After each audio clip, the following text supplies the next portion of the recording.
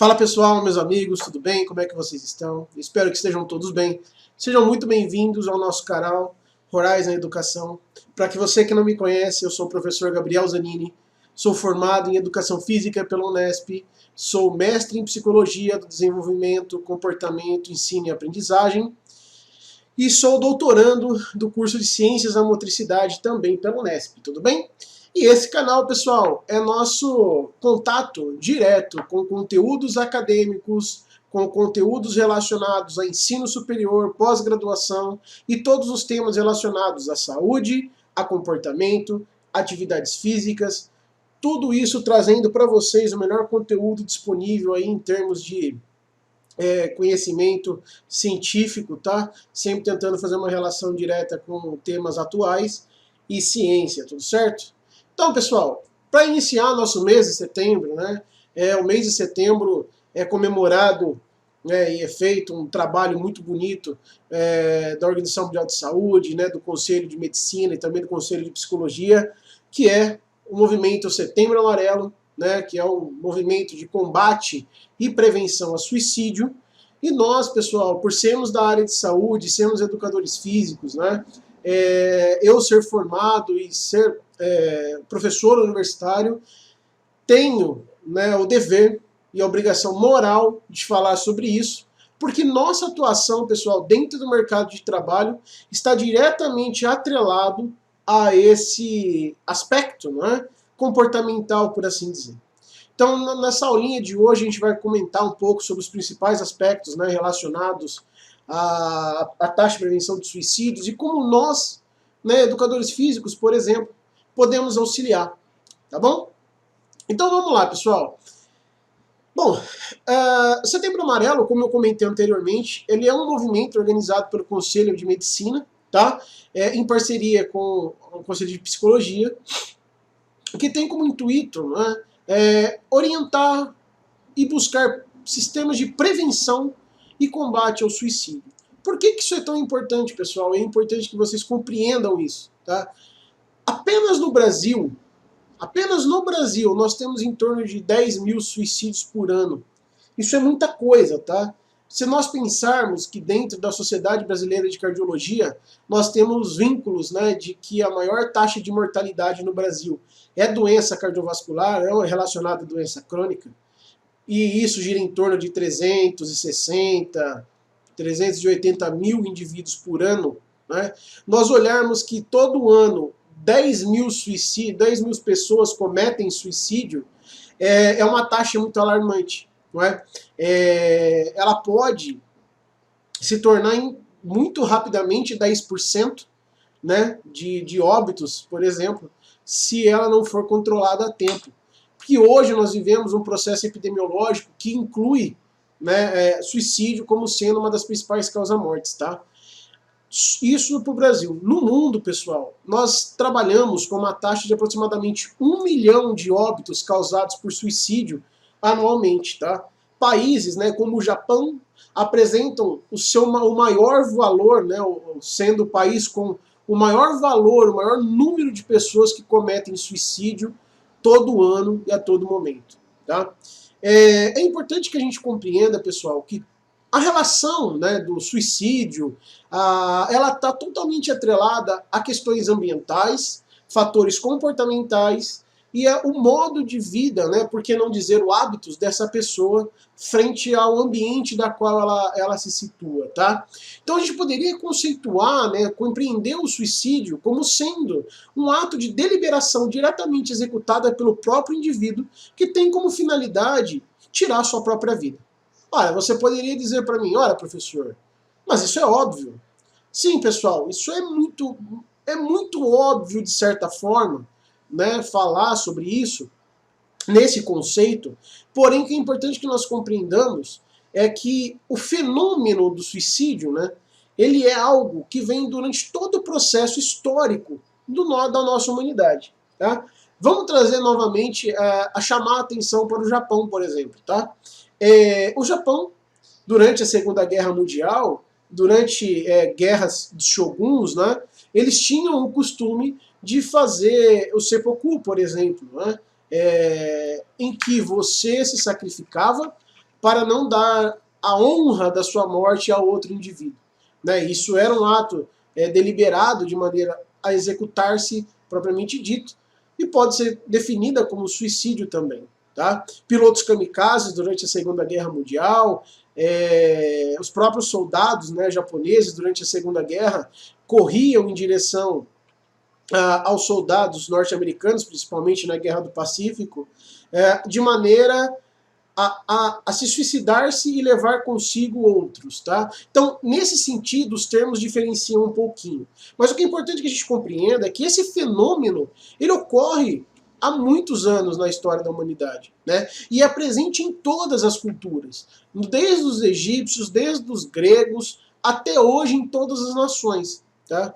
E o que é importante que a gente saiba é que um determinante primordial é a parte comportamental. Porque o suicídio, pessoal, é algo multifatorial, é uma associação de pontos dos quais não se tem como refinar de uma maneira direta, por assim dizer, e falar qual é o ponto central. Né? Em períodos como esse que nós vivemos hoje, de isolamento, de reclusões, onde muitas pessoas estão perdendo seus empregos, perdendo seus sonhos, é esperado que haja uma taxa um pouco maior. Tá? Há pouco eu citei sobre o Japão. Né? O Japão ele é o país com a maior taxa de suicídio do mundo, principalmente por questões comportamentais, lá onde a questão social e hierárquica ela fala muito alto. Tá? De mesmo modo, quando nós pensamos em situações de extremo estresse, como por exemplo situações de guerra, situações de catástrofes, é muito comum as pessoas tomar, né, esse tipo de ação, né, esse tipo de ato de deliberação sobre a própria vida, a fim de fugir de determinado agente estressor, por assim dizer. Tá? Lembrando que estresse, pessoal, ele pode ser considerado a definição de estresse, né, que eu mais julgo correta, é que ela nada mais é, né, vou até anotar para vocês aqui. O estresse, ele é uma desestabilização psicofisiológica onde o indivíduo interage, ou melhor, integra o meio. Né? Então o estresse é uma desestabilização psicofisiológica, onde eu tenho uma retirada do padrão comportamental ou do padrão fisiológico normal do indivíduo frente a alguma ação do ambiente na qual ele está inserido. Então é muito comum, né, nós vermos, inclusive em momentos desesperadores, como foi, né, em breve nós comemoraremos aí 25 anos de 11 de setembro, né, e é interessante quando nós olhamos que naquele momento, aquele momento de grande aflição, onde não sabiam, pessoas se jogavam pela janela, né, buscando uma saída mais fácil para a situação da qual elas se encontravam. Tá? Então, é importante compreender que essa questão do suicídio ela é multifatorial e ela é uma resultante de uma complexa interação, né, de fatores sociais, psicológicos e também biológicos, uma vez que nós podemos compreender sintomas depressivos ou a depressão de uma maneira direta, né, em duas óticas. A ótica psicológica vai trazer, né, inúmeros aspectos relacionados à interação do indivíduo com outras pessoas, com o ambiente na qual ele se encontra e como ele reage frente a esses agentes estressores, parte comportamental. E quando nós olhamos para o princípio biológico, nós vemos que há uma modificação e uma alteração dos seus padrões biológicos, dos seus padrões comportamentais no que tange a parte fisiológica. Um exemplo desse é a exacerbação, né, da quantidade de triptofano presente no nosso sistema. Só para conceituar, triptofano ele é uma enzima, ele é um hormônio em que está totalmente relacionado à sensação de saciedade, né? E nos faz, um dos efeitos desse cidadão, né, desse triptofano, aquele desânimo. Imagina quando você sai para comer e você come muito, e aí depois de um período você não consegue mais ver comida. Bom, seu cérebro está inundado por triptofano. E estudos demonstram que pessoas que possuem depressão clínica possuem uma quantidade exacerbada de triptofano impermeabilizando o cérebro, tá? Por isso alguns sintomas de desânimo e tudo mais. Bom, agora, voltando para a nossa discussão, nós podemos observar os principais fatores de risco associados, né, à parte comportamental do sujeito que tem pensamentos suicidas. Tá? Então é óbvio, né, que talvez um dos primeiros aspectos a ser citado, a depressão clínica, né, ela é um dos processos mais comuns. Né? Nós falamos ainda há pouco, né, sobre períodos como esse, né? Períodos de isolamento, pessoal, trazem consigo sintomas depressivos de uma maneira muito singela e muito natural. Tá? Importante que vocês compreendam que sintomas depressivos, ele é diferente de depressão clínica, tá? Quando nós olhamos esses conceitos aqui dentro da literatura científica, e mesmo dentro da literatura da psicologia, nós vemos que eles se divergem, né? Porque sintomas depressivos estão relacionados principalmente ao humor, tá? Enquanto depressão clínica está diretamente associada a uma condição, tá? Agora, o que é interessante que de nós observarmos, né? Períodos de isolamento social, como o que nós estamos vivendo hoje por conta da pandemia de Covid, nos traz, pessoal, sintomas, né, depressivos de uma maneira um pouco mais aflorada. Pessoas, né, que possuem negócios que foram fechados, que tiveram sua economia totalmente devastada por conta do que está acontecendo, tem uma suscetibilidade muito maior a essas duas condições, tá? Então, períodos como esse propiciam essa condição de depressão, tudo bem? Outros aspectos, aí nós já entramos diretamente em condições clínicas de doença, teríamos transtorno bipolar, transtornos, né, mentais relacionados principalmente ao uso de substâncias. Quais substâncias? Principalmente substâncias alucinógenas, tá? Como drogas, álcool, entre outros aspectos aí. Transtornos de personalidade, esquizofrenia, já é uma outra condição clínica, tá? Além, né, de pessoas com doenças mentais um pouco mais crônicas terem um aumento da possibilidade dessa condição, tá? E aí, quando nós olhamos, né, para o aspecto social diretamente falando, o que nós vemos? Que a maioria das pessoas que cometem suicídio são do gênero masculino. E normalmente estão entre 15 e 30 anos, ou mesmo acima de 65. E é importante a gente observar isso daqui à luz de alguns aspectos de relevância, tá?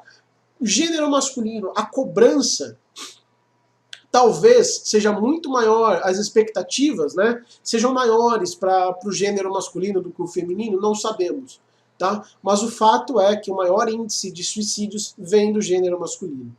Por que a idade de 15 a 30 anos, pessoal? É a idade de consolidação da personalidade do indivíduo.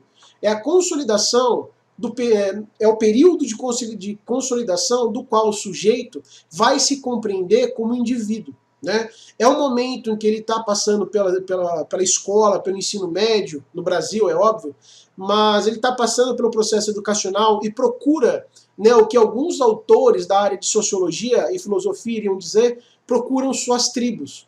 Né? E isso está diretamente associado a hábitos, tá? Hábitos com U, né, que é um conceito, na verdade, aonde está totalmente atrelado todos os aspectos da vida do indivíduo que formam o seu caráter.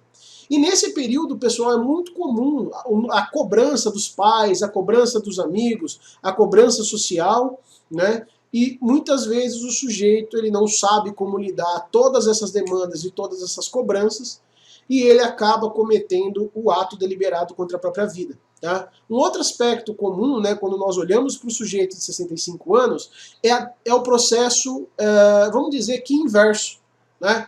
A gente não está mais falando de cobrança nesse momento, nós estamos falando de abandono.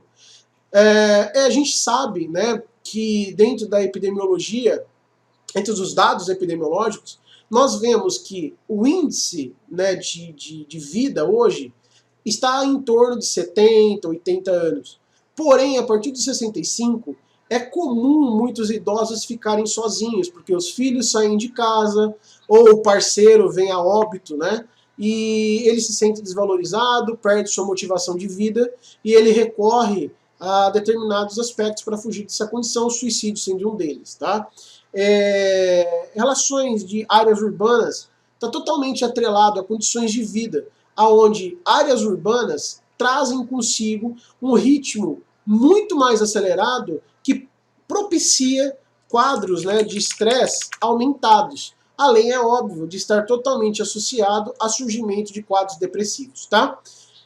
O isolamento social, como nós falamos ainda há pouco, ele pode ser um fator muito preponderante, principalmente nesse período, né? E populações específicas, né, como principalmente adolescentes, é muito comum isso, uma vez que nós observamos dados como 15 a 30 anos e processos de adolescentes, e em sua grande maioria moradores de áreas urbanas, tá? Então isso está totalmente atrelado a questões comportamentais. Um outro aspecto, pessoal, que a gente poderia citar como sendo algo preponderante também para a escolha, né, e para a prevalência de taxas de suicídio, seriam relacionados a aspectos psicológicos e afetivos, né, como perda de pessoas. No perdas recentes, nós poderíamos compreender também, mesmo nesse período de isolamento social, como perdas generalizadas, tá? O que seriam essas perdas generalizadas? Por exemplo, né, a perda empresarial, por exemplo, a perda de emprego, tá? A perda de sua fonte de renda, perda de um ente querido, perda de um relacionamento, tá? E isso se atrela a pouca resiliência. Resiliência, pessoal, é uma palavra que tem é tão simples, mas tem um significado tão grande, né? A diferença entre resistência e resiliência está no moldar, né? O resistente, ele é rígido. O resiliente, ele é moldável. O que isso quer dizer? Imaginem essa caneta. Se eu forçá-la, ela vai quebrar. Ela é feita de um material resistente, mas ela resiste apenas a determinado tipo de pressão, apenas a determinado tipo de estressor. Por outro lado, quando nós pegamos um papel, o papel ele não é resistente, ele é resiliente, eu posso moldá-lo. Então, mesmo diante de um agente estressor, ele é capaz de permanecer com suas características. Talvez não como o mesmo, diferente, mas ainda assim capaz de sustentar-se por um período maior.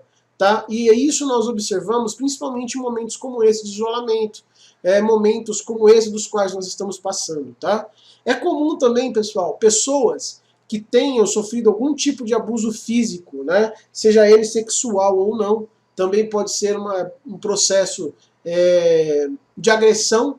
Não é? Isso explicaria também um pouquinho essa taxa aqui, né, de idade de adolescentes, né, por conta dos bullying escolares que acontecem, dentre outros aspectos, também estão associados à prevalência de óbitos causados por suicídio. Tá? Agora, temos o inverso, né? Temos o outro lado que foge um pouquinho desse aspecto relacionado à questão comportamental e social, e aí nós entramos no atrelamento direto das condições de saúde, né? Que são condições limitantes. Então, o que nós vemos? Que doenças, né, que causem algum tipo de desorganização orgânica, que tornam o indivíduo incapaz, né, que o coloca em condições vegetativas, podem levá-lo, né, a pensamentos e quadros de suicídio. Tá? A mesma coisa acontece com dor crônica. É comum observar, pessoal, infelizmente, né, para quem trabalha dentro de leitos hospitalares sabe do que eu estou falando, mas quando nós entramos principalmente em centros oncológicos, né, as pessoas elas possuem, né, um pensamento de morte muito presente. Né? E isso atenua a dor que esse indivíduo tem com relação a ele mesmo. Tá? Então, as doenças elas também podem ser algo, pessoal, a ser levado em consideração quando nós falamos, né, em principais fatores de risco para a associação do comportamento suicida. Beleza até aí? Show! Agora, pessoal, um dado que é muito importante para nós entrarmos diretamente na área de atuação nossa, né, de profissionais de educação física, por exemplo, profissionais da área de saúde, que é o diagnóstico, né, psiquiátrico envolvido no comportamento suicida. E olha só que interessante que nos mostra que a maior percentual, né, relacionado aí ao diagnóstico de quadros de pensamentos suicidas relacionam-se a transtorno de humor. Olha que bacana esse dado para nós, tá? A outra prevalência maior, talvez, nós podemos assim dizer, seja pelo uso de substâncias psicoativas como drogas, por exemplo, tá? Mas vamos nos ater primariamente ao transtorno de humor. Bom, transtorno de humor. Como que nós poderíamos, né, compreender transtorno de humor? Ora, pessoal, eu uso, né, essa citação na minha dissertação de mestrado, né, e eu trabalhei com atletas verificando, né, as suas variações de humor frente a períodos competitivos e taxas de treinamento. E essa conceituação, né, de Dal Galarondo, eu acho fantástica quando nós observamos o humor. Então, o que é o humor de uma maneira direta? É que nós poderíamos dizer que o humor, ele de fato é o ser, né, afetivo do indivíduo, sendo que esse vai se modificar durante toda a interação do meio, no qual o indivíduo experiencia percepções reais. E aí, essas percepções, elas podem ampliar ou reduzir o impacto, né, desse ser afetivo no comportamento do mesmo. Então, o humor, ele vai acompanhar processos emocionais, processos intelectuais, tá? E o humor, pessoal, ele transita em dois polos de maneira extrema. Nós poderíamos dizer que é um polo positivo e um polo negativo, sendo que o polo positivo é o eufórico e o polo negativo é o apático. Então, o sujeito, mediante a exposição dele a determinados aspectos, ele vai ter uma variação oriunda de cobranças, de acúmulos, problemas de relacionamento, problemas financeiros, conquistas, tá? E é comum que nós tenhamos uma variação de humor ao longo do dia, né? Em um momento você está feliz, dali a pouco você talvez não esteja tanto.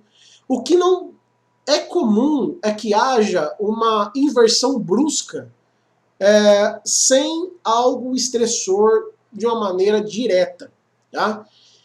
E aí entra, qual é o papel do exercício físico para esse controle de emoções? Qual é o papel do educador físico que nós podemos auxiliar nesse momento tão importante, né, que é, por exemplo, essa campanha do Setembro Amarelo? O que nós, educadores físicos, o que nós, profissionais da área de saúde, temos a oferecer para pessoas que talvez estejam nessa condição que outras pessoas não podem? E olha só que bacana. Haglin e seus colaboradores, no estudo de 2001, conseguiram relacionar que as cargas de treinamento possuem uma influência direta no perfil de humor e emoções de atletas, né? Eu comentei que o meu mestrado foi, né, na área de humor e atletas, né, em treinamento. Agora, olha que interessante o achado que Haglin faz. O treinamento realizado de maneira exacerbada contribui para um pior quadro de humor. Ou seja, prescrições de exercício de grande intensidade, de grande concentração, em períodos competitivos, por exemplo, fazem com que o perfil de humor desse indivíduo, desse atleta, seja reduzido, né, seja piorado. E quanto pior é o quadro de humor desse indivíduo, mais propenso a perder ele está, ou mais propenso a quadros lesivos, né? Agora, os achados que eu tive nos meus estudos foram os mesmos, né? E corroboram com a literatura. Porém, o processo inverso também é real. Quando o treinamento é prescrito com a carga adequada, no período correto, nós vemos a inversão, ou seja, nós vemos a melhora do quadro de humor, propiciando principalmente resultados melhores, reduções de índice de lesão e principalmente gosto pela prática, né? E aí, nesse sentido, pessoal, um estudo de O'Neill de 2000, é um estudo clássico, por assim dizer, Eles verificaram que o treinamento físico, o treinamento através do exercício, mostrou-se como um dos melhores tratamentos para pessoas com depressão, né?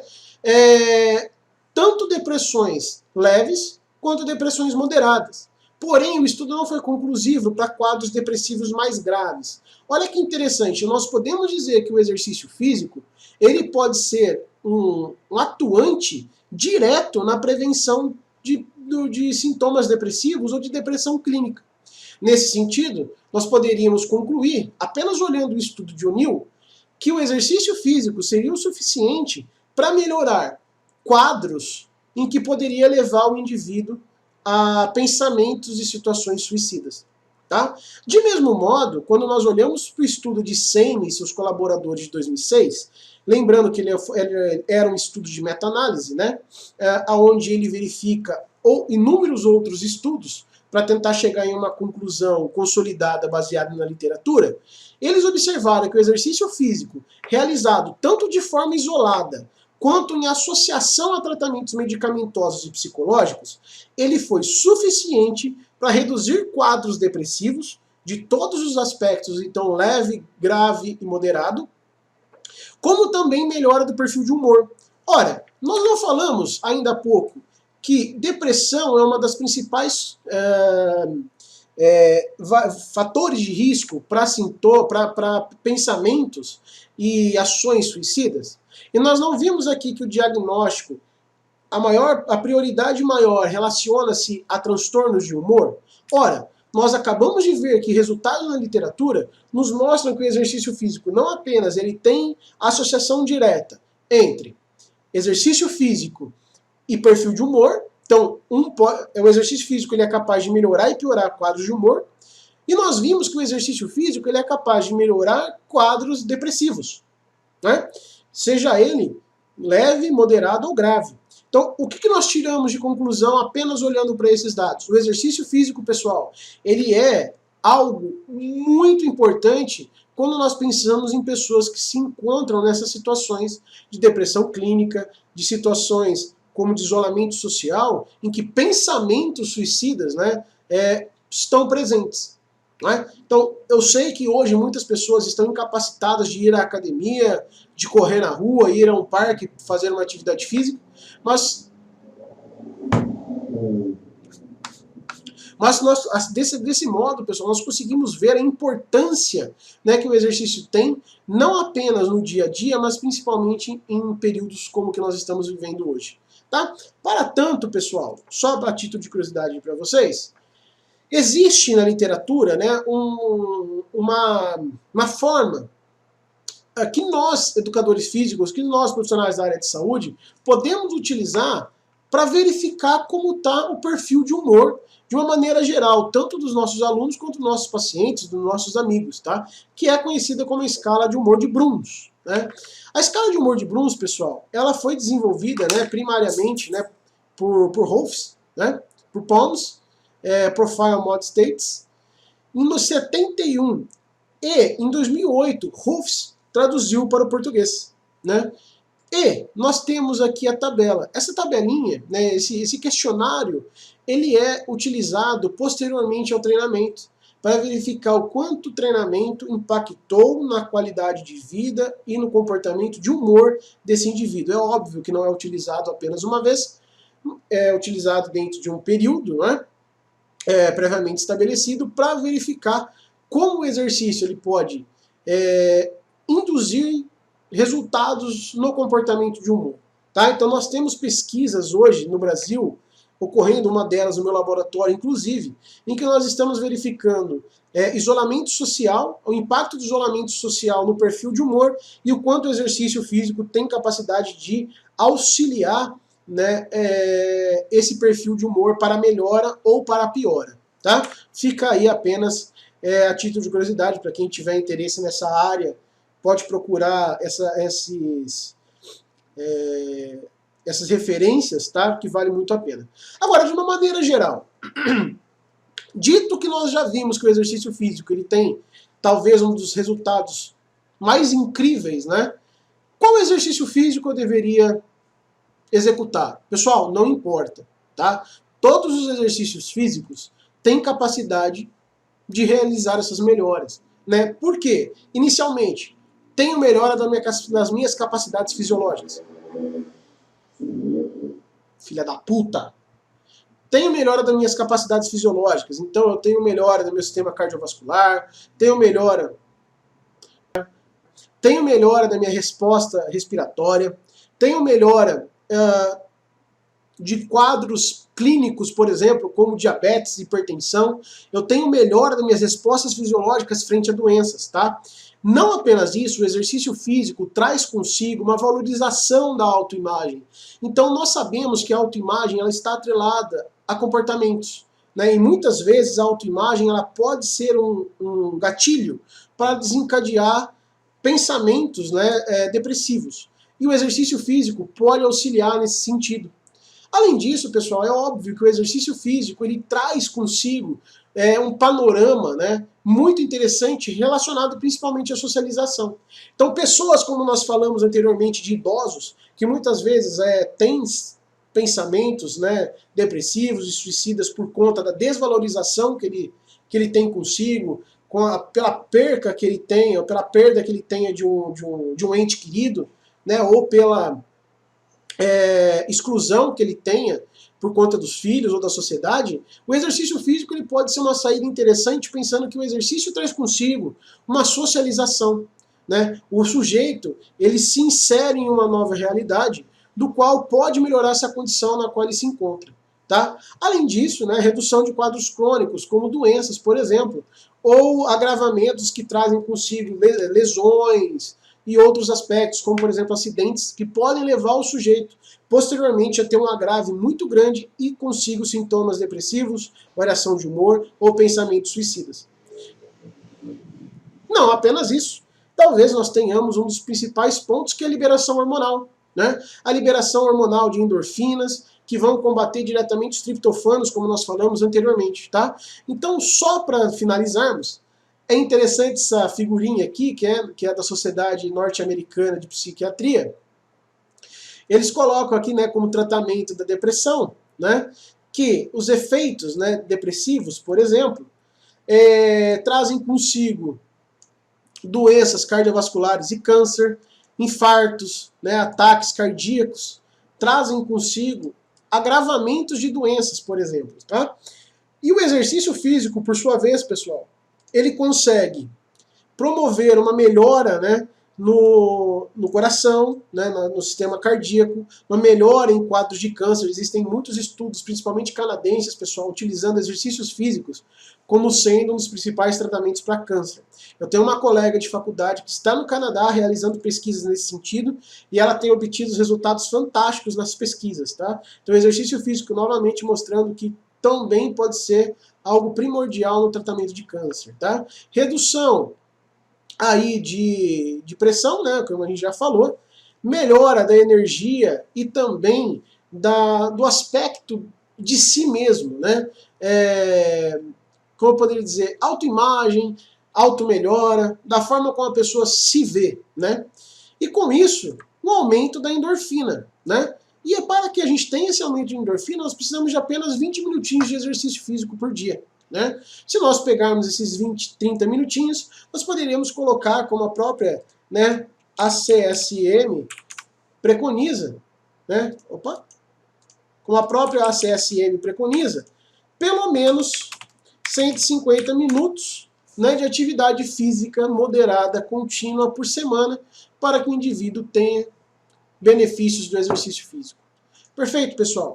Então eu espero, né, que essa aula a gente possa ter elucidado um pouquinho, né, a nossa área de atuação como sendo primordial para a prevenção. A aula tenha podido elucidar um pouquinho para vocês como nós, educadores físicos, profissionais da área de saúde, podemos utilizar o exercício para algo de prevenção a suicídio, controle de situações de quadros depressivos. Eu espero que vocês tenham gostado. Com os amigos, dá um like e, se possível, deixe comentários, pessoal, para eu saber qual é o tema da nossa próxima aula. Beleza? Um abraço!